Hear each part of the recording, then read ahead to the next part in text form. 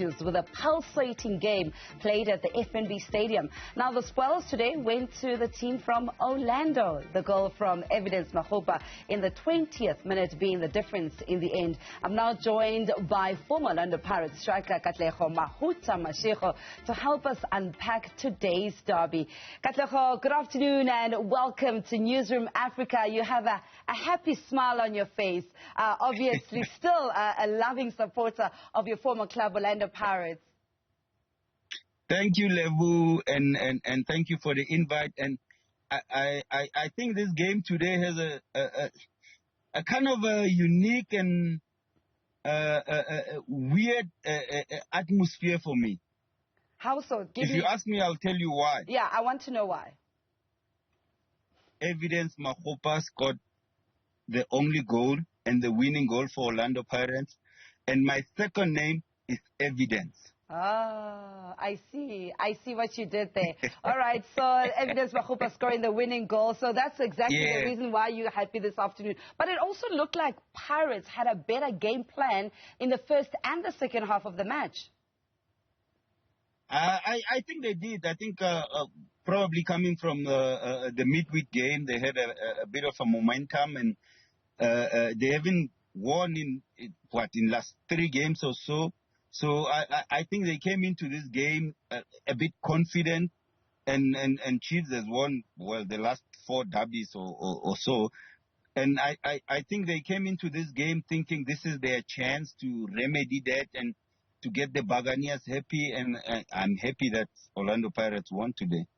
What would you say Kaizer Chiefs' frailties are? Because we sit amongst a lot of Kaizer Chiefs fans. I'm in studio now, and as I look around, I need to be careful. I shouldn't have a big smile on my face because they're not very happy this afternoon. They've changed the coach. Kevin Johnson comes into the fray. Molefi having missed missiles in one of the games. What is the problem? Are you saying now the problem is the coach, or we should look at the technical staff or the players? What are your thoughts on that? I wouldn't want to pinpoint a department. I wouldn't say it's the coach, it's the players or the management, but the club hasn't won anything in the last, 7, 8 years. So that's a problem that's rooted in the club, and I think the club needs to sort that out. But I think Kevin Johnson is a very astute coach. He's been in Egypt with Al Ahly, and he was an assistant to Pitso Mosimane. So I think they have a brilliant coach that probably they need to give time to assemble a team that can compete in the league.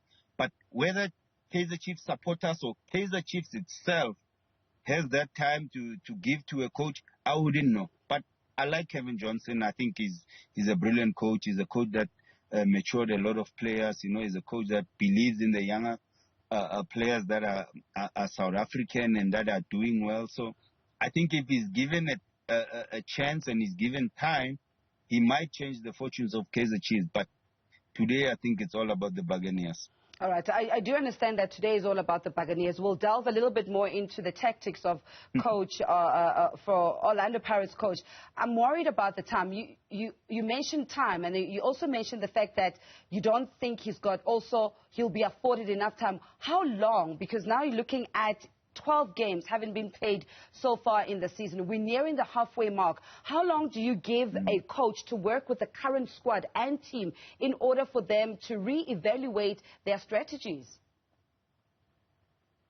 Well, I wouldn't know. Time is relative. I mean, someone might need 2 games to change the fortunes. Someone might need a whole season. Someone might need 3 seasons.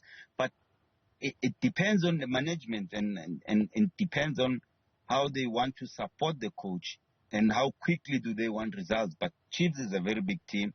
It's a team that is supposed to win. It's a team that is supposed to be challenging for the league.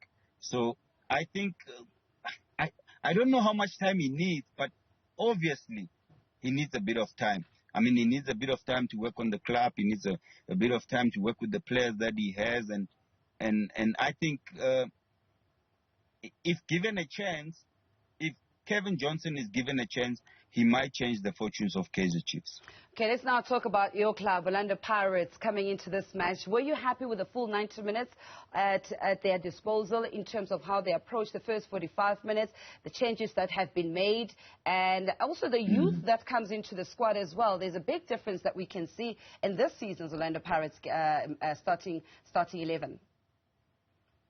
Yeah, well, I always say, and I always tell my friends, even when I play my games here, I say, in the result column, there's no comments.